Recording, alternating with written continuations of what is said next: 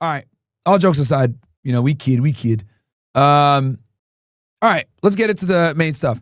So now that Israel's completed most of the killing and going into phase 2 of Operation Gideon's Chariots occupying the Strip, they're going to begin a huge media campaign in an attempt to repair the destroyed PR image. It seems Israel has lifted the ban on journalists entering the Strip to facilitate this. We got stupid influencers like Cam Higby, and then this dude, I think he works for PragerU. Yep, Xavier is like a like dude. And then Emily Saves America was also in. Oh, her account got suspended? What the fuck? Or no, it's supposed to be Emily Saves America. Whatever. And others going to Israel to push the Hasbara. Benjamin Netanyahu just did an interview with British podcast Triggernometry with Jewish Zionist host Konstantin Kisin and his Zionist co-host Francis Foster. I anticipate a rise in censorship and more pro-Israel voices to come out in multiples over the next few weeks and months to repair Israel's battered image. Get ready. So look, they already got the fucking guys going out there saying that, oh, bro, it's a lie. There's a bunch of food out here, right?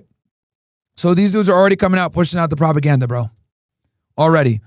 So get ready, guys. I predict we're going to see censorship come back. I predict we're going to see censorship come back, bro.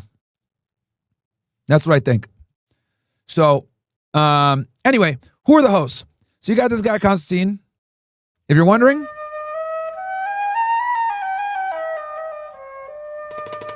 every time. And then here's his co-host, Francis Foster. I think this guy's Venezuelan and something else, but I don't think he's not a J, but he is a Zionist. So, all right, let's get into the interview, guys. Okay, this is the interview that they did with Benjamin Netanyahu. As you guys know, Benjamin Netanyahu did an interview also with the Nelk Boys not too long ago. And I've noticed that there's a bunch more Israeli spokespeople coming out and doing interviews. And we got influencers going to Israel. So get ready, guys. The next 4 or 8 months or so of this year, you're going to see influencers going to Israel. You're going to see more interviews by Israeli spokespeople, and they're going to try to change the narrative and say that they're not committing a genocide. They didn't starve their the Palestinians, and they're going to work to get censorship back on. Mark my words, y'all heard it here first, bro. They are beginning phase 1 of a full court media press chat. Now that most of the killing is gone and they've done most of what they need, full court media press coming soon. Asked whether Israel is winning the PR war, you said we're definitely not. We Jews have been fighting. And just so you guys know, this dude is super pro-Israel. I've watched a couple of his debates on Piers Morgan. This guy is pro-Israel. I think he debated Dave Smith, if I'm not mistaken, Chuck. Correct me if I'm wrong. Losing the propaganda war for about 2,500 years. This is the fraud. It's not merely the starvation fraud. It's the genocide fraud. If we wanted to commit genocide, we would have done it in one afternoon. When you have ministers like Smotrich making incendiary or inflammatory comments, and there doesn't seem to be any particular pushback from your government to this, they go, well, what does the Prime Minister really believe? Prime Minister, forgive me, but these aren't parliamentarians. These are people who are part of your government. He said that the UK would recognize a Palestinian state. What is your response to that? It's just downright dangerous because you're really rewarding these monstrous terrorists with the greatest prize, and that's because of weakness. You should ask Keir Starmer. Here's a suggestion. Ask him, okay? What do these protesters say about Britain? I know what they say about Israel. Israel has to be destroyed from the river to the sea. You know? Well, Britain should go down. What do they say about the UK? And the same for the protesters in the US. They burn Israeli flags, they burn American flags. We have nowhere to flee. We're in our ancestral homeland, and we're not going anywhere. So we fight them, but we're not fighting them only on our behalf.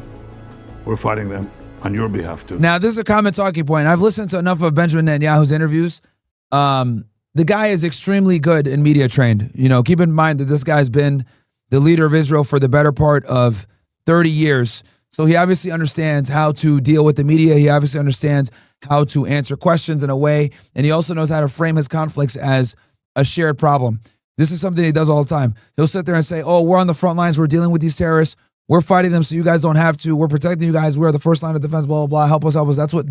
That's what he does. He makes Israel's problems America and the West problems. And he's been doing this for a very long time. Relax. This is not an ad. If you're not a fan of ads, but love trigonometry, join the thousands of trigonometry members who get... Bruh.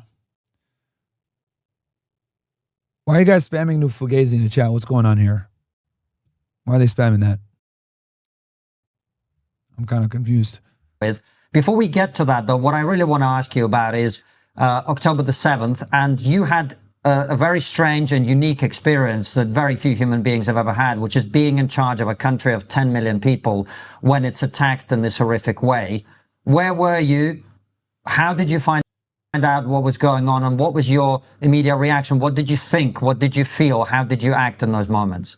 Well, it was 6:29 on Shabbat, Saturday morning. Got a phone call from my military secretary informing me that we've just been invaded by Hamas. The first thing that I asked was, is it a full-scale invasion? He said, looks like it.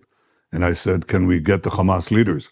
But subsequently, I made my way to the military headquarters of Israel in Tel Aviv, called for a general call-up of our reserves, hundreds of thousands, and declared war, and then proceeded to focus on the mission of winning that war. Now, there's been some soldiers that came out and said that, there have been some soldiers that came out and basically said, that they were told to stand down. Also, we know that Egyptian intelligence told the Israelis before the attack, right, that, look, they're preparing to invade, and I guess the Israelis didn't take it seriously. Maybe they didn't think that they were a threat. Some people even think that Netanyahu allowed it to happen because, as you guys can see, everything that transpired from October 7th has only been to his benefit, right? Keep in mind, guys, that before October 7th, he was going through a corruption trial. His position as prime minister was in question. But once October 7th happened, he was able to pretty much gather all the, consolidate all the power, right? He was able to consolidate all the power and then basically resume as prime minister. And he was able to wage a war against not just Hamas and the Gaza Strip, but he was also able to invade Lebanon, to go towards, to start the war with Iran, which they've been trying to do for a long time, to destabilize Syria.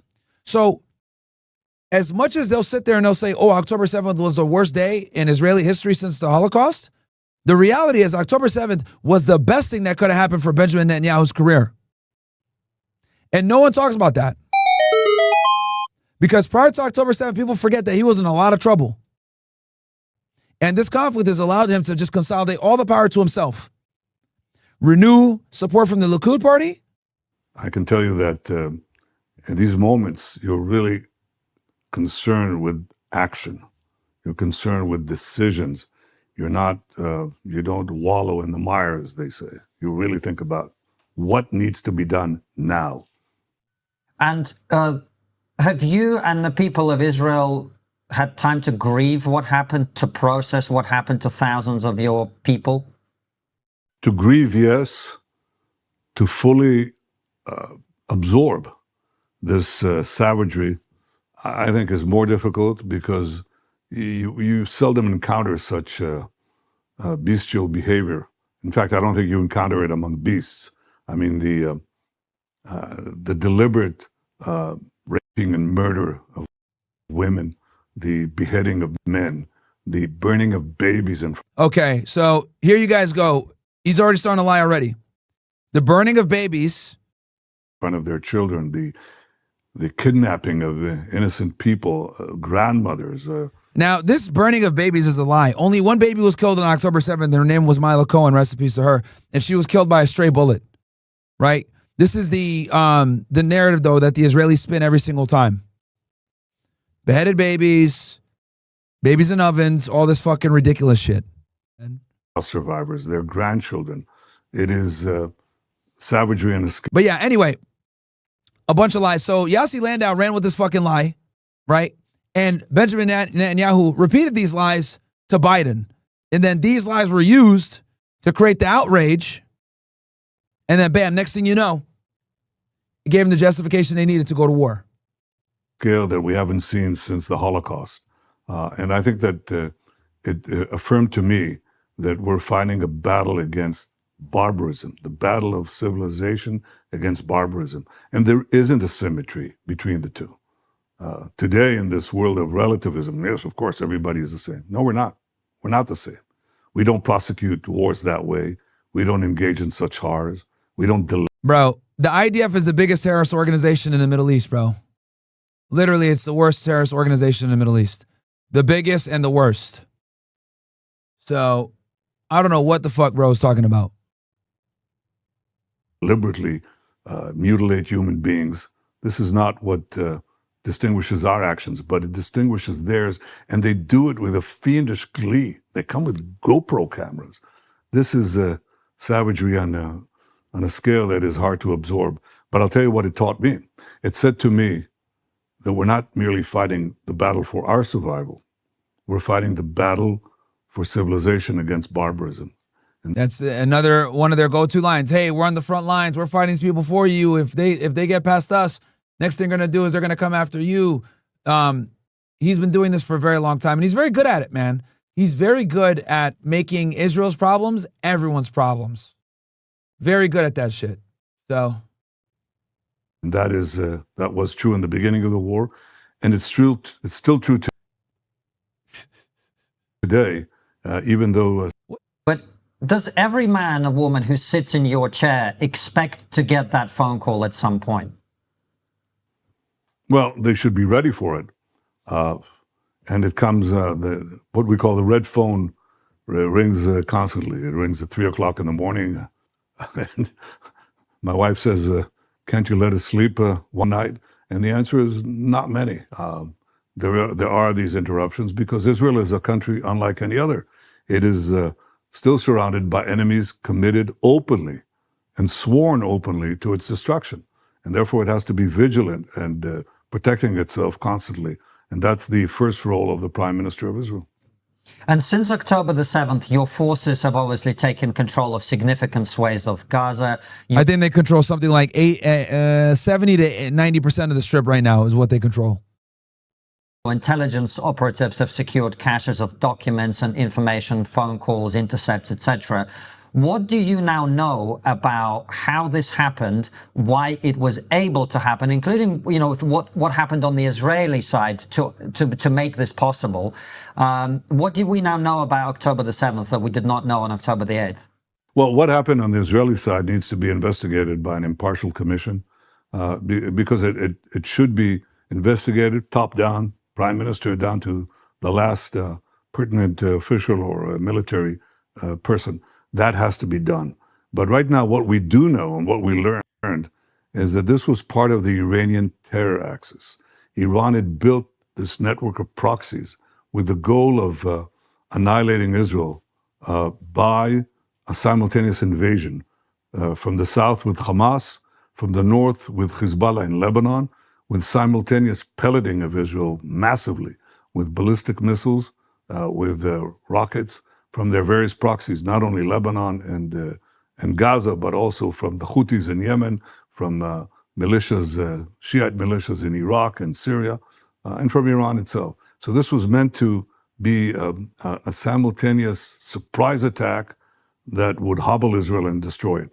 I think what happened was that they discovered that basically Yahya Hamas fired too soon. He didn't coordinate. The plan was there. Everybody knew that the plan was there. But for some reason, he went out and fired the first shot too early. And in many ways, I mean, it cost us a horrendous. Shout out to Robin Kobe with the 5 gifted. Appreciate you, my friend. Appreciate you. Thank you so much. Cost of 1,200 innocent people murdered savagely. But it also gave us the time to block a potential invasion from Hezbollah and to organize the counterattack, which we proceeded to do from day one. Prime Minister, I know this might feel like a strange question, but I do think it's important, and it's a question many people are asking, is you clearly have incredible penetration of the Islamic Revolutionary Guard in Iran. You have incredible penetration of Hezbollah. I don't know how embedded your operatives were within Gaza and Hamas. How did your intelligence services not see this coming? I mean, this is probably one of the better questions that he asked, because I've told you guys before, Israeli intelligence is no joke. They're on par with us. All right, you can even make the argument in some ways they're better than us with their intelligence, right? They're more ruthless than we are. I'll tell y'all that right now. They are more ruthless than us. They are willing to play dirtier and do crazier shit to get what they need. Okay? So with the capabilities of his intelligence agencies, Mossad, who's their CIA, Unit 8200, which is their NSA, Aman, which is like their DIA, Shin Bet, which is their FBI, between their intelligence community is very powerful and very good. So how the fuck did you not know this was going to happen? And then on top of that, Egyptian intelligence gave them this info too. And I don't know why. Well, this dude's stupid, but the Egyptians gave them the info as well. Because you guys know, thanks to the Camp David Accords back in 1978, Egypt and Israel are kind of bribed allies.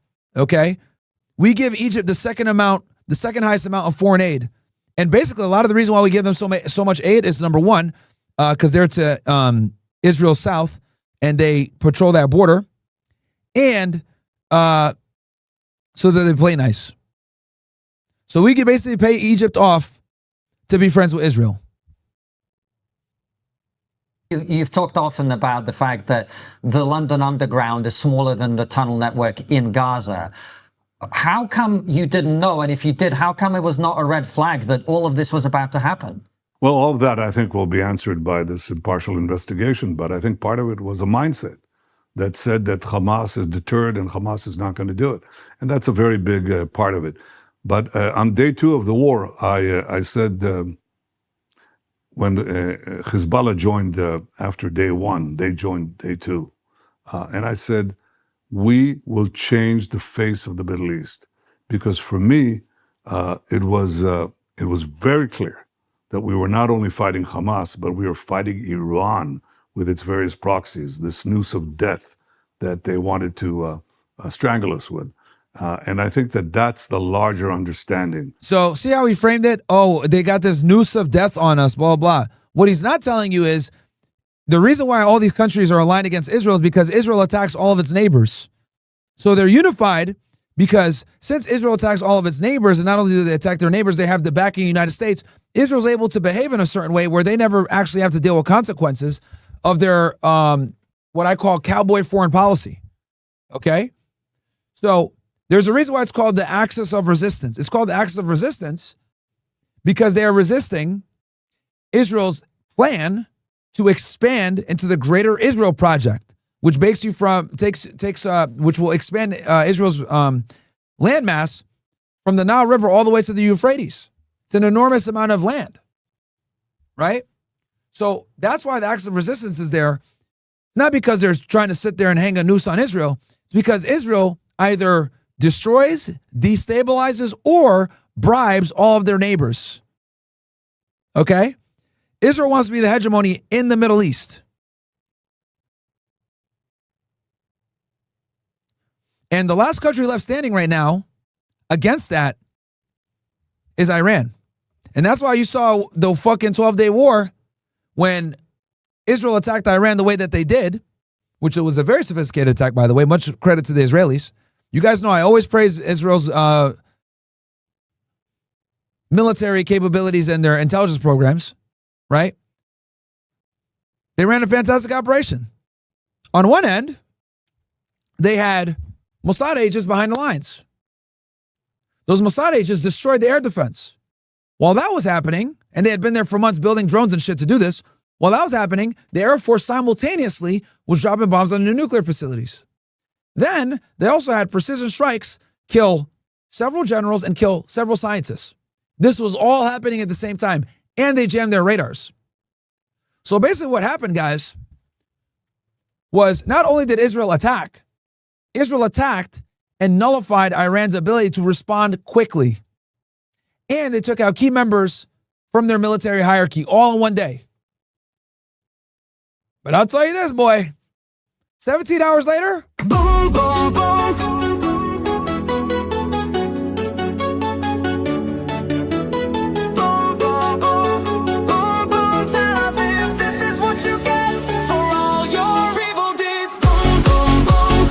And they fucked them up, baby. They fucked them up pretty bad. Okay? Now, the Israeli media doesn't want you guys to know that, but they hit them fucking hard back. So that's what went down there. That everybody has today. But yeah, he's framing the acts of resistance as if like they're the antagonizers. It's Israel that is the main antagonizer. Guys, keep in mind, we didn't have no beef with the Middle East until the creation of Israel. Did you guys know that? We didn't really have any beef with Israel like that until in the 1940s, post-World War II. And the creation of Israel in 1948. And then I would say after 1967, it got worse.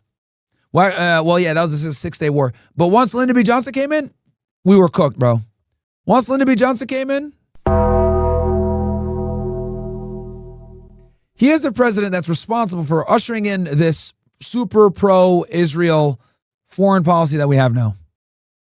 I don't think many people believed me at the time, but it was obvious to me that it's not enough to hit very hard, hit Hamas and hobble Hezbollah, but that we'd have to deal also with their sponsors and the larger axis that made this possible. So I think those lessons have been learned, certainly by Israel, and by acting against Iran's terror axis, which is meant to ultimately to conquer the West. That's what these people think. That's what they believe in. It's irrational. You say, do you believe that? Can you believe that people would actually think we'd deliver death to America and we destroy Europe? They couldn't possibly mean that. Well, what do you think? Do you think they mean it or not? Well, they keep chanting it, so I'm tempted to believe them, yes. Yeah, here's the thing. It's selective believing, right? Because when they said they don't have nuclear weapons, you didn't believe them then. Right? Hey, we don't got nukes. Oh, we don't believe you. Welcome, punch! Which we know that they don't got nukes right now. But they're definitely going to be working towards them. So when you believe them, exactly the point. When you believe them, then since I believed it, I think that what we had to do was ultimately take on Iran itself. And of course, on day 2, after you suffered the worst attack on Jews since the Holocaust, it may seem, a ridiculous goal, an imaginary goal. No, it wasn't. It was very clear.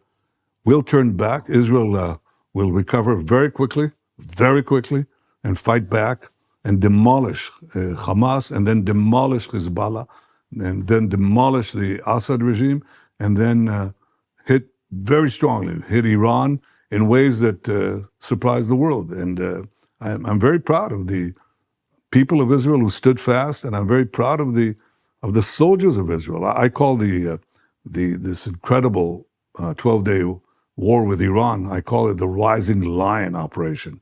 And I did that because in the Bible it says that the people of Israel will rise like lions. That's bullshit. The real reason why, he's lying again.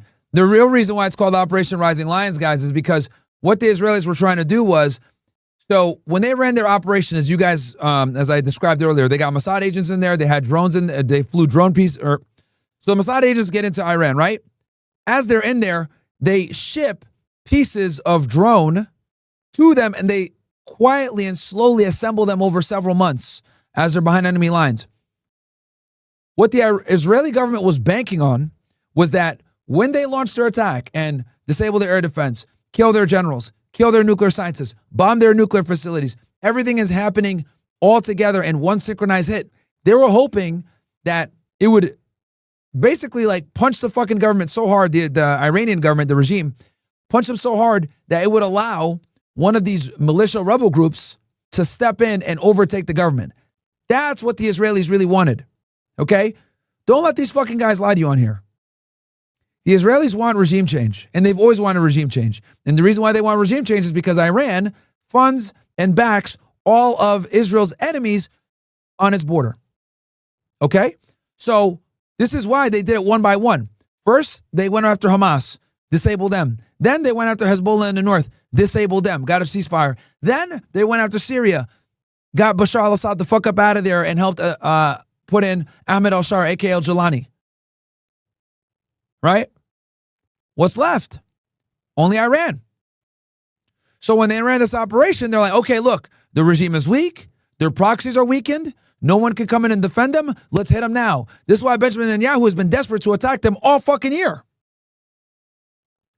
People think that Benjamin Netanyahu came to the United States to talk about tariffs back in March. Fuck no, he didn't. Fuck no. This nigga didn't come to talk about no fucking tariffs. He came to talk about bombs.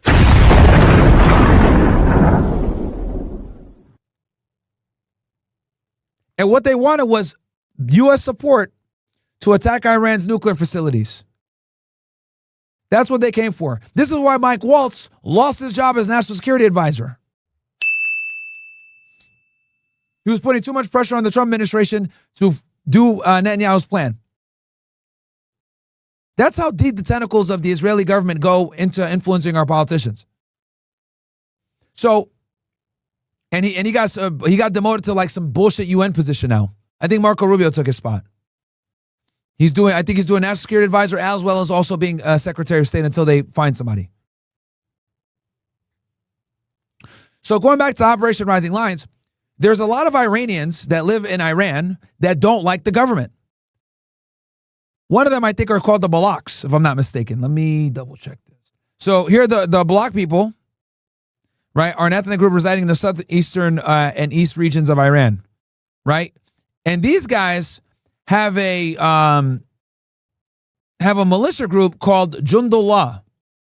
All right, they have Jundullah. Now, most of them are pretty much gone, but there's more. The point I'm trying to make is that there are rebel groups within Iran, okay, that want to destabilize the regime. So what your boy Benjamin Netanyahu was hoping for was, he was hoping that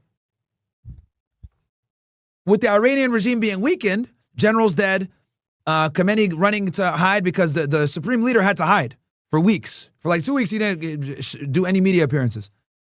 They were hoping that one of these rebel groups would step up, like a rising lion, and take the country back. Matter of fact, it was so fucking obvious. They got the fucking the Shah's son, Reva, whatever the fuck his name is. They got him to give an announcement in Farsi to the Iranian people, telling them to rise up. So as Iran was being attacked, this guy who was a pro-Israel Iranian, his dad used to be the Shah, I think, if I'm not mistaken, who was overthrown, by the way, because the people wanted him out of there because he was selling out to the West and Israel. He gets on the fucking internet and says, you guys need to rise up and take your country back. But what happened? The opposite happened. Fucking backfired perfectly. Because instead of people getting mad and saying, fuck the theocracy, fuck the Iranian government, fuck the Ayatollah, they rallied around the flag and said, fuck Israel. People took to the streets and protested to attack Israel back, chat. Okay? Literally. After they got attacked, the worst attack on their soil in a very long time for the Iranians. It's like a Pearl Harbor for them, damn near. We're talking about these dudes did fucking precise strikes and killed these scientists, chat. They were able to hit them so directly, it hit them in the corner of the apartment and then killed them and kept the building intact. That's how precise the Israelis were. It was a huge fucking slap in the face. And keep in mind, guys, this didn't start in fucking June. The Israelis had killed Ismail Haniyeh in Iran and Tehran. Incredibly embarrassing. They killed Yahya Sinwar. They killed Hassan Nasrallah. They were involved in killing Qasem Soleimani with Trump, who was like the fucking architect of the Axis of Resistance. They bombed the Iranian embassy in Syria, in Damascus. The Israelis did that. So they had been escalating with Iran for a very long time. So when they finally got attacked in Iran the way that they did, the people took to the streets, bro. They took to the streets and they said, fucking hit them back. The government united, the Reformist Party, and the Conservative Party, who used to fight about attacking Israel, they finally fucking agreed on something, and them boys launched back. Boom, boom, boom.